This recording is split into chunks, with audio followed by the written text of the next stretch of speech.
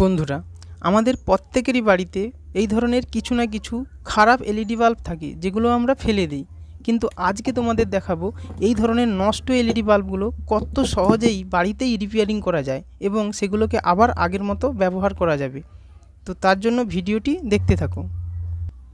তো কাজটি করার জন্য লাগবে এই ধরনের একটি সিরিজ ল্যাম্প, যেটা আমি দুটো হোল্ডার দিয়ে বানিয়ে নিয়েছি। এখানে একটি 100 ওয়াটের বাল্ব লাগিয়ে নিতে হবে এবং এর যে লাইন দুটি আছে এই লাইন দুটি এসি লাইনে কানেক্ট করতে হবে।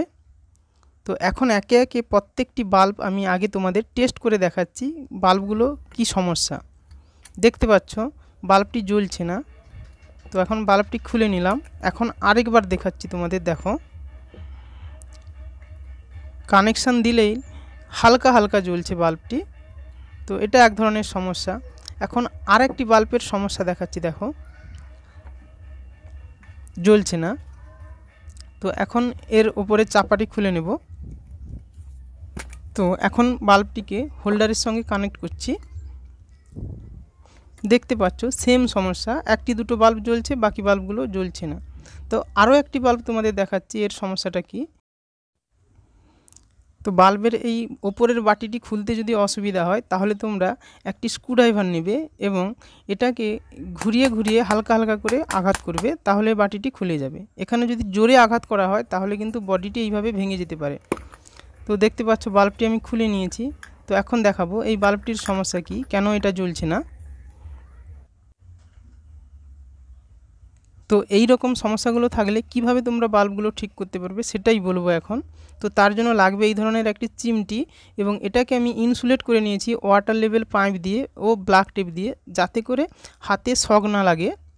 তো এখন একে একে সমস্ত এলইডিগুলো চেক করতে হবে কোন এলইডিটি খারাপ। দেখতে পাচ্ছ এই এলইডিটি খারাপ রয়েছে এখানে।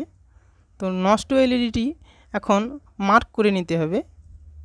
এখন আরও একটি বাল্ব নিয়ে তোমাদের দেখাচ্ছি এটার মধ্যে কোনটা নষ্ট রয়েছে। তো তার জন্য একে একে সমস্ত এলইডিগুলো চেক করে নিচ্ছি। এই এলইডিগুলো নষ্ট হওয়ার কারণেই কিন্তু 75% বাল্বই জ্বলে না, কিন্তু আমরা এটা না জেনেই এটাকে ফেলে দিই।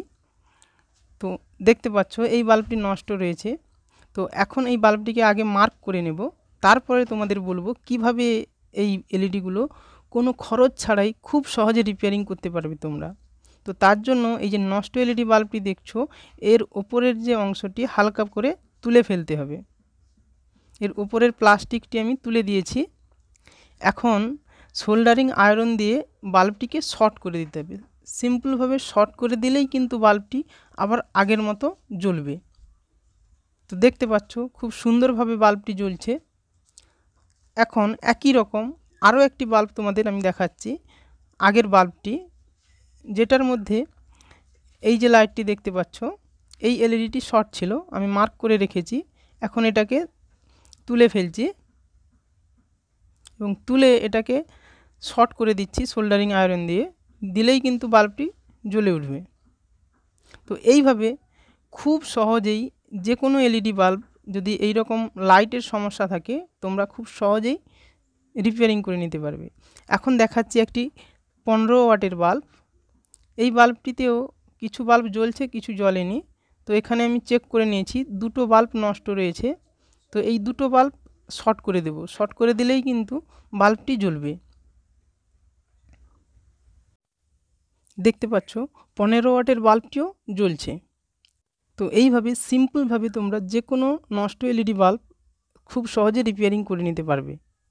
তো এখন তোমাদের একটি টিপস বলছি, যদি কোনো এলইডি প্লেটের মধ্যে দুটো বা তার বেশি এলইডি নষ্ট হয়ে যায়, সেক্ষেত্রে তোমরা এলইডিটি শর্ট না করে এক ধরনের প্লেট পাওয়া যায়, আমি দেখাচ্ছি তোমাদের।